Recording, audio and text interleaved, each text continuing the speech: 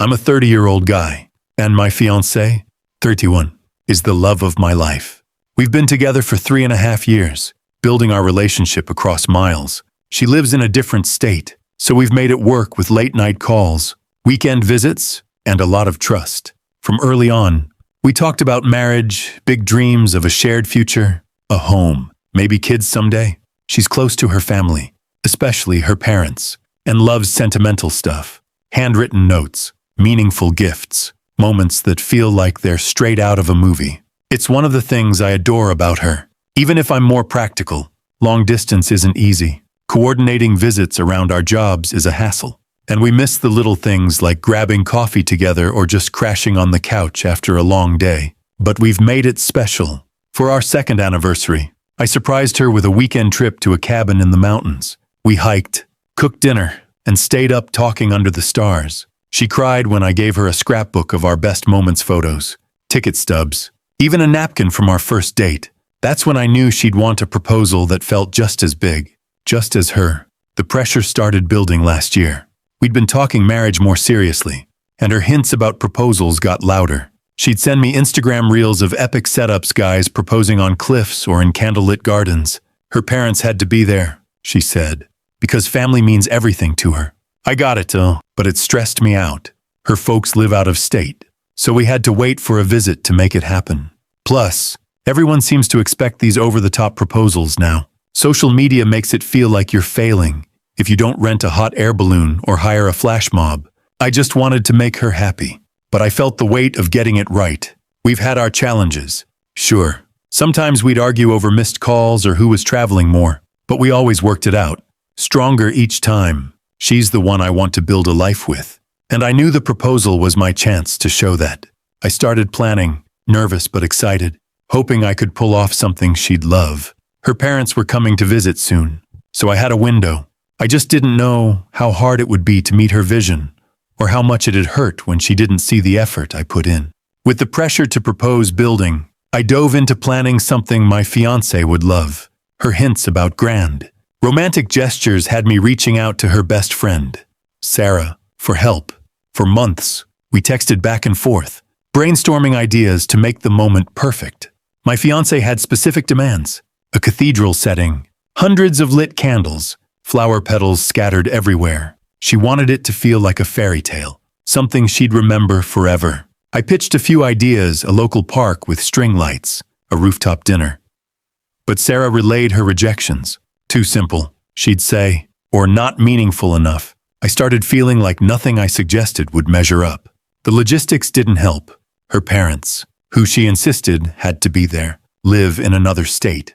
They were only coming for a short visit, so I had to work around their schedule. My job was demanding, and coordinating travel, venues, and her vision felt like juggling knives. I'd stay up late scrolling through proposal videos online, each one more extravagant than the last guy's, renting out entire restaurants or staging fake movie premieres. Social media made it seem like a simple proposal was a cop-out.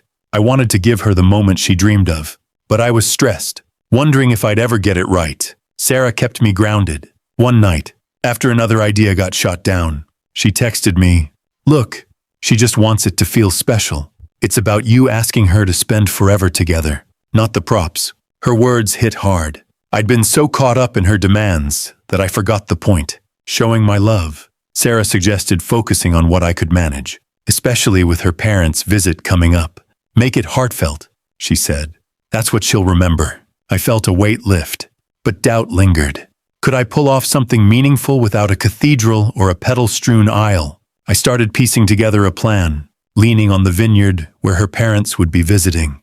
It wasn't a cathedral, but it was beautiful, with rolling hills and a historic building that felt romantic. I thought about champagne, a nod to her love for celebration, and pictured her smile when I'd pop the question.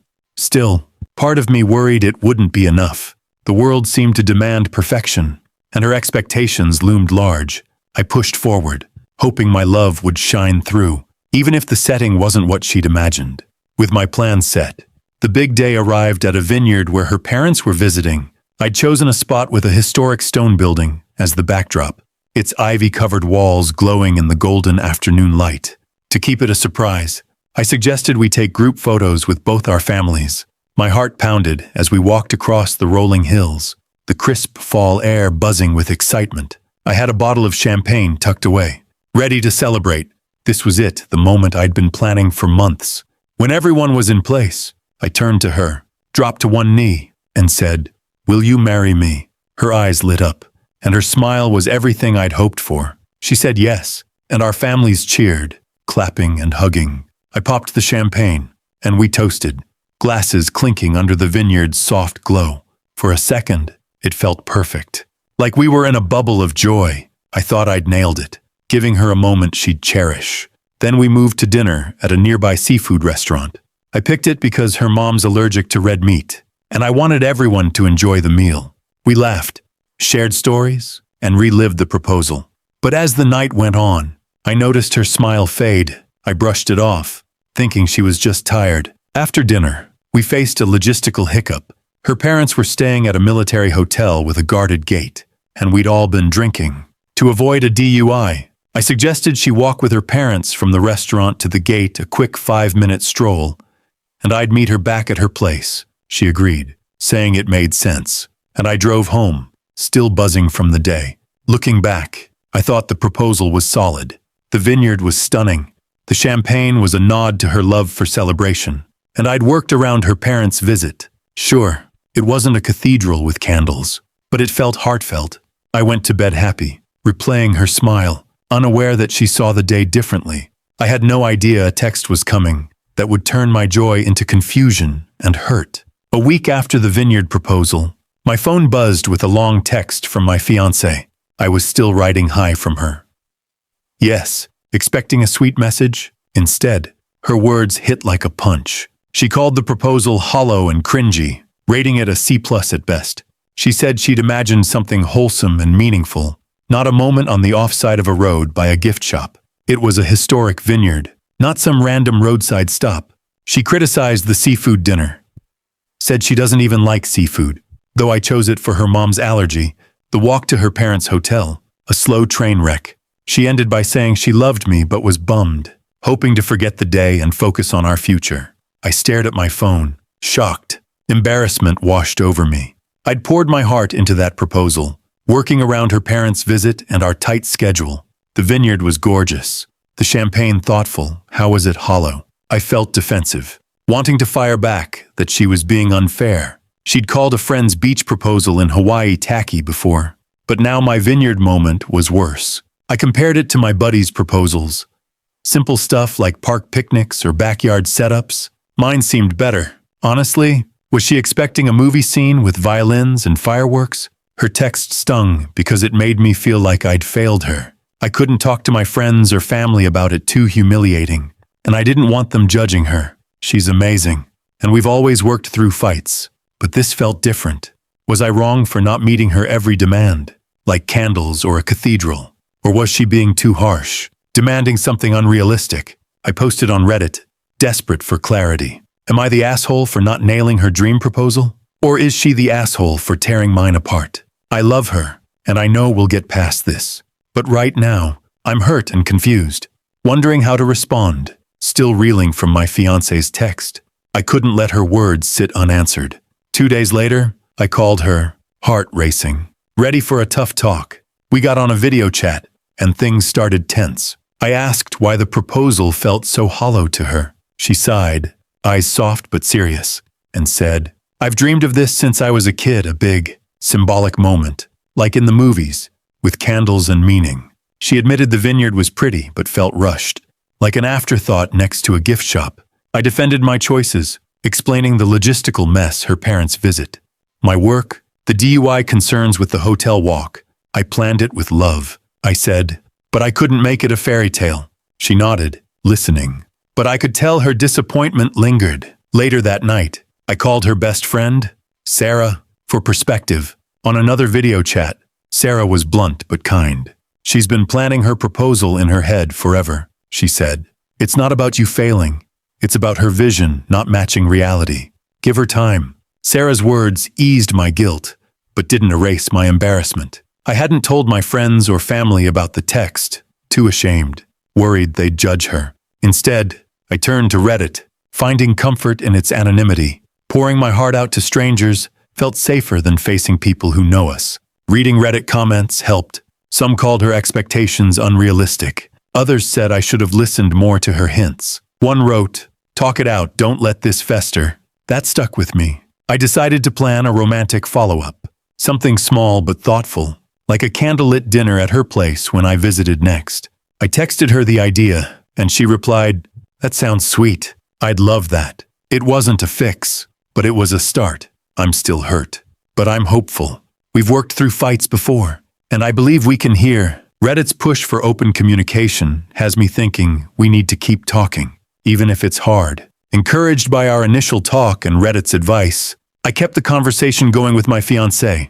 3 weeks later, we sat down for a deeper discussion over a video call. Determined to bridge our gap, I admitted feeling hurt by her text, and she opened up about her lifelong vision of a magical proposal, shaped by her family's love for grand gestures. "I wanted a moment that felt bigger than us," she said, "not just a quick photo op." I explained my side, how her demands for candles and cathedrals felt impossible with our tight schedule and her parents' visit. Slowly, we found common ground. We both wanted the proposal to reflect our love, just in different ways. To dig deeper, we tried a couples therapy session, something Reddit commenters suggested. The therapist helped us unpack her expectations. She grew up with parents who turned every milestone into a sentimental event. Think anniversary parties with vows renewed under twinkling lights. No wonder she craved symbolism. I saw how I'd dismissed her ideas as too much instead of listening. That hit hard. I promised to try harder, starting with small gestures. The next day, I mailed her a heartfelt letter, pouring out my love and commitment. She called me, voice shaky, saying, "This means more than any cathedral could." She also apologized for her text's harsh tone. "I shouldn't have been so brutal," she said. "I was disappointed, but I didn't mean to make you feel like you failed." It wasn't a full fix, but it felt like progress. We started planning engagement photos together, picking a local garden she loved, which gave her a chance to shape a moment her way. Reddit's feedback kept me grounded. Comments like, "You're communicating. That's huge," and "Keep meeting her halfway," spurred us on. We're not fully past the tension, but we're learning to hear each other. I'm hopeful we'll keep growing, one honest talk at a time, building on the progress from our therapy and talks. I'm thrilled to share where we are now. 2 years later, we got married last year, and the wedding was everything my fiancée, now my wife, dreamed of. She planned a romantic ceremony with fairy lights, flower arches, and her parents' tearful speeches, all tailored to her love for symbolism. The proposal, once a sore spot, is now a distant memory, barely mentioned except as a funny story. Our marriage is stronger than ever, proof we've grown past that rough patch. One night, during our first anniversary dinner, we laughed about the vineyard proposal over candlelight. She grinned and said, "Remember when I called it a C+? Good." I was so dramatic, I chuckled, admitting I was crushed, but glad we worked through it. That moment showed how far we've come, turning a painful memory into a light-hearted milestone. It's not about the proposal anymore. It's about the life we're building. I've changed a lot. Therapy helped me see how I brushed off her need for romance. So I've leaned into small gestures, surprise notes in her lunch, planning date nights with her favorite wine. She's grown too, appreciating my practical side, like when I handled our move to a new city, without stressing her out. Therapy gave us tools to communicate better, and we've used them. Last month, we had a disagreement over holiday plans, but instead of stewing, we talked it out calmly, finding a compromise. That's new for us, and it feels good. Looking back, I see how social media hyped up proposal expectations, making us both feel like we had to meet some impossible standard. We've learned to tune out that noise, focusing on what matters, our partnership. Reddit's early advice talk, "Listen, keep going," kept me grounded when I was lost. I'm grateful for the strangers who pushed me to face the conflict head on. We're not perfect, but we're resilient, in love, and committed to growing together, rooted in the American grit of building a life on our terms.